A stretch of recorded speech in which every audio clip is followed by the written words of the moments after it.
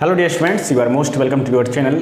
आज के video lecture में हम वाटर को शुरू करने जा रहे हैं। ये वीडियो लेक्चर वाटर का इंट्रोडक्शन है।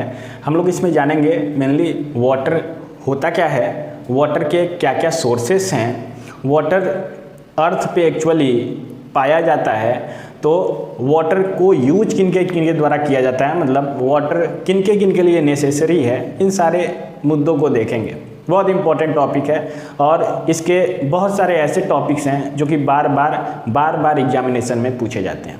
तो चलिए स्टार्ट करते हैं वाटर के कुछ इंपॉर्टेंट पॉइंट्स को। सबसे पहले वाटर की अगर बात की जाए तो वाटर अर्थ के सरफेस एरिया का 3/4 पार्ट कवर करता है, मतलब 75% of the earth surface area covered by water. सबसे पहला पॉइंट कुछ डेटा है, ये डेटा आपको यूज करना चाहिए एग्जामिनेशन में, ठीक है। 75% of the earth surface area is covered by what, water. ये हुआ। अब देखो वाटर इतना लार्ज अमाउंट में है, इतना ज़्यादा वास्ट अमाउंट में है, ह्यूज अमाउंट में है। 97% ऑफ वाटर आर स्लाइन। जो 97% वाटर का हिस्सा है वो स्लाइन है, नमकीय है, लवणीय है, ठीक है। तो उसको हम लोग यूज नहीं कर सकते हैं, ड्रिंकिंग के लिए भी यूज नहीं कर सकते हैं। अगर हम ड्रिंकिंग के लिए यूज करें डेली, अगर हम समुंदर के पानी को पिए तो पता है क्या हाल होगा बॉडी का, मतलब बहुत ही गल जाएंगे, हम सूख जाएंगे, ठीक है।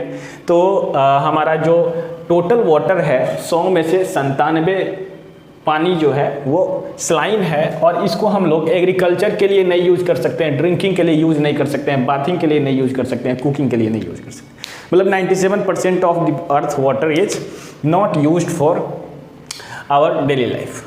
केवल वाटर के 2.5% हिस्से को ही हम लोग फ्रेश वाटर कहते हैं, और 100% में से 2.5% वाटर ही फ्रेश है, मतलब उसको हम पीने के यूज़ कर सकते हैं, उसको खाने की खाया तो नहीं जा सकता है, उसको हम लोग नहाने के काम कर सकते हैं, उसको हम लोग कुकिंग में यूज़ कर सकते हैं, एग्रीकल्चर में यूज़ कर सकते हैं, ठीक है। ओनली 2.5%। तो समझ जाओ वाटर का कितना अमाउंट अर्थ पे अवेलेबल है। 2.5% में ही सभी ह्यूमंस का रिक्वायरमेंट पूरा हो जाता है, सभी एनिमल्स का रिक्वायरमेंट पूरा हो जाता है। वाटर हमारे लिए इम्पोर्टेंट क्यों है, Y water is so important for us? तो जाहिर सी बात है, हम लोग जीवित हैं बस वाटर है इसलिए, ऑक्सीजन है इसलिए। तो जितना ज़रूरी श्वास लेना है उससे ज़्यादा ज़रूरी हमें अपने बॉडी के अंदर वाटर को लेना है, क्योंकि हमारा पूरा बॉडी वाटर ही मैनेज करता है। सबसे पहले देखिए, वाटर हमारे बायोलॉजिकल नीड को पूरा करता है। बायोलॉजिकल नीड मतलब कि थर्स्ट, हंगर, भूख लगना, प्यास लगना, इसको पूरा करता है। एग्रीकल्चर के लिए जैसे कि क्रॉप्स का प्रोडक्शन हम करते हैं, प्लांट्स, एग्रीकल्चर फार्मिंग करते हैं, तो उसके लिए भी वाटर इम्पॉर्टेंट है। कुकिंग के लिए वाटर इम्पॉर्टेंट है, बाथिंग के लिए इम्पॉर्टेंट है, क्लीनिंग के लिए इम्पॉर्टेंट है, वॉशिंग के लिए इम्पॉर्टेंट है, ओके। ऐसे ही अर्थ का जो क्लाइमेट है इसको भी वाटर मैनेज करता है, ठीक है। Used as a solvent in industry. बहुत सारे इंडस्ट्रीज में वाटर को एज अ सॉल्वेंट यूज किया जाता है for the manufacturing of different types of product. It is use for manufacturing oxygen and hydrogen at large scale. जब बहुत ही large scale पे हमें हाइड्रोजन का प्रोडक्शन करना हो या फिर ऑक्सीजन का प्रोडक्शन करना हो तो हम लोग वाटर का इलेक्ट्रोलिसिस करते हैं, जिससे कि कैथोड और एनोड पे ऑक्सीजन गैस और हाइड्रोजन गैस का प्रोडक्शन होता है।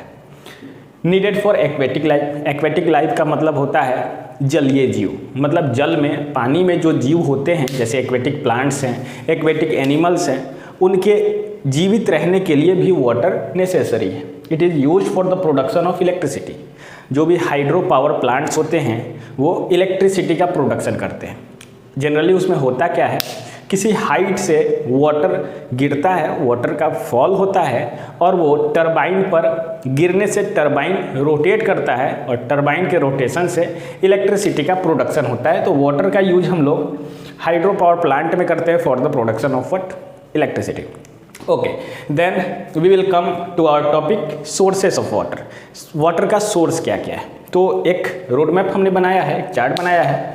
यहाँ पर आप देख सकते हो, यहाँ जो बात हो रही है ये फ्रेश वाटर की सोर्सेज की बात हो रही है, ओके। फ्रेश वाटर की सोर्सेज की बात हम कर रहे हैं। तो जैसा कि हमें पता है जो फ्रेश वाटर है वो 25% ही हमारे पास है। वो 25% किन किन सोर्सेज से मिलता है उसको हम देखते हैं।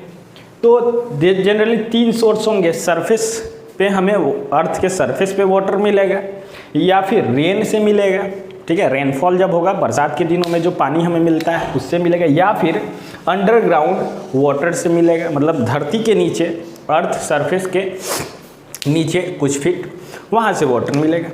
तो surface water are the water which are present at the surface of earth, whereas rain water obtained from the rainfall in the rainy season, and underground water is the water which is undergrounded into the earth surface। तो surface water हमें 2 sources से मिलता है। सबसे पहला flowing water और दूसरा still water. मतलब कि जो भी हमारे अर्थ के सरफेस पे वाटर हैं वो या तो फ्लो हो रहे होंगे या तो वो स्टील होंगे, रुके हुए होंगे। तो जो फ्लो हो रहे होंगे किसी डायरेक्शन में वो स्ट्रीम के फॉर्म में होंगे, रिवर के फॉर्म में होंगे, या फिर सी के फॉर्म में, सागरों के फॉर्म में होंगे। स्ट्रीम का मतलब होता है झरना। आप देखते होंगे बहुत सारे स्ट्रीम को, रेनफॉल को आप देखने जाते होंगे, वाटरफॉल को आप देखने जाते होंगे।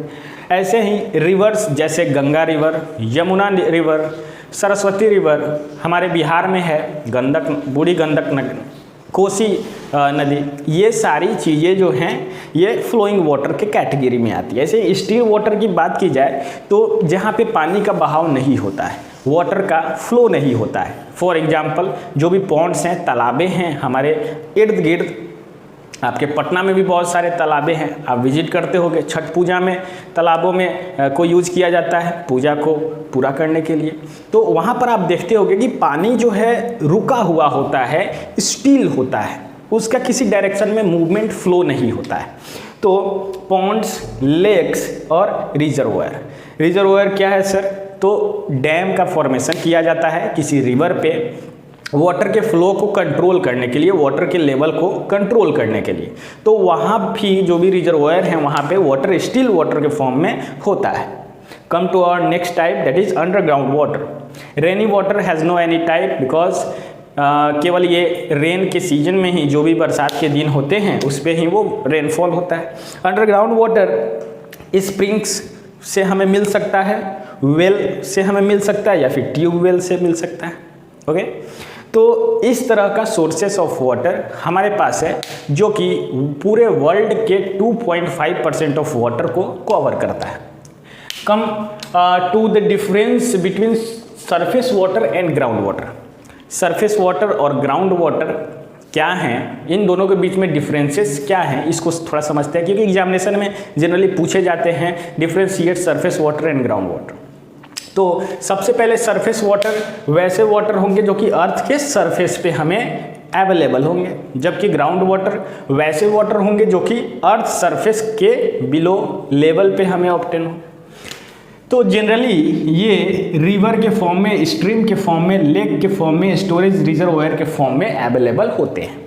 ऐसे ही ग्राउंड वाटर वेल्स के फॉर्म में और ट्यूब वेल्स के फॉर्म में अवेलेबल होते हैं। Okay, come to our next difference, that is huge amount of water is available in surface water. Surface water में large amount of water available होता है, और ये जनरली रेनी सीजन में होता है, बरसात के दिनों में होता है, और समर के दिनों में, गर्मी के दिनों में इसका थोड़ा सा रिडक्शन हो जाता है, रिड्यूस हो जाता है। अब ग्राउंड वाटर की बात की जाए तो इट इज कंपैरेटिवली स्मॉलर। इसमें जो वाटर का अमाउंट होता है वो जनरली कम होता है। ऐसे ही सरफेस वाटर जो है बिग सिटीज और इंडस्ट्रीज के रिक्वायरमेंट को पूरा करता है, और ग्राउंड वाटर कोई टाउन या विलेज के रिक्वायरमेंट को पूरा करता है।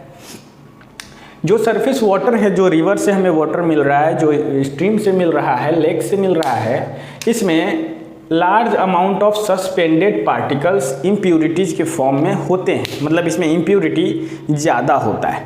ऐसे ही जो हमारे ग्राउंड वाटर हैं इसमें लेसर अमाउंट में सस्पेंडेड इम्प्यूरिटी पाए जाते हैं। Okay, hardness generally surface water का ज़्यादा होता है as compare to hardness in the ground water.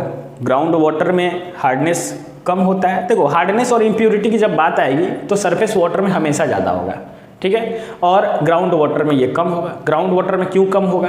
Ground water का फॉर्मेशन कैसे होता है इसको समझते हैं।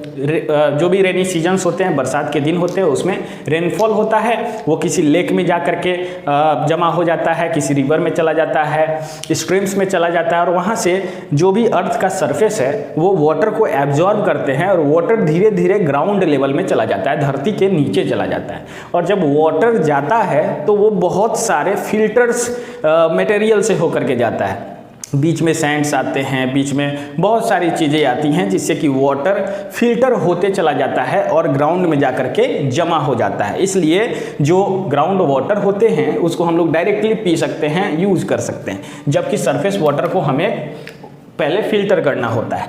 अब देखो सरफेस वाटर में get contaminated with industrial waste. जो भी सरफेस वाटर है इसमें इंडस्ट्रीज अपने वेस्ट को डालते हैं, इंडस्ट्रियल वेस्ट ज़्यादा होता है, जबकि ग्राउंड वाटर में ये बहुत ही ज़्यादा कम होता है या ना के बराबर होता है। It required the lots of treatment before use करने के पहले जो भी सरफेस वाटर हैं उनको बहुत ही ज़्यादा ट्रीटमेंट की आवश्यकता होती है। अगर हम बिना ट्रीटमेंट किए यूज़ कर रहे हैं, पी रहे हैं, तो हम बीमार पड़ सकते हैं। ऐसे ही जो ग्राउंड वाटर है इसको बहुत ही कम ट्रीटमेंट या फिर ट्रीटमेंट करने की आवश्यकता ही नहीं पड़ती है, क्योंकि ये ग्राउंड में स्टोर होने से पहले बहुत बार फिल्टर हो जाता है। तो आज के वाटर चैप्टर के इंट्रोडक्शन सेशन को हमने देखा। आपको ये वीडियो कैसा लगा हमें कमेंट में ज़रूर बताएं। अगर वीडियो अच्छा लगा वीडियो को आप लाइक कर सकते हैं, चैनल को सब्सक्राइब कर सकते हैं और आप शेयर कर सकते हैं। थैंक्स।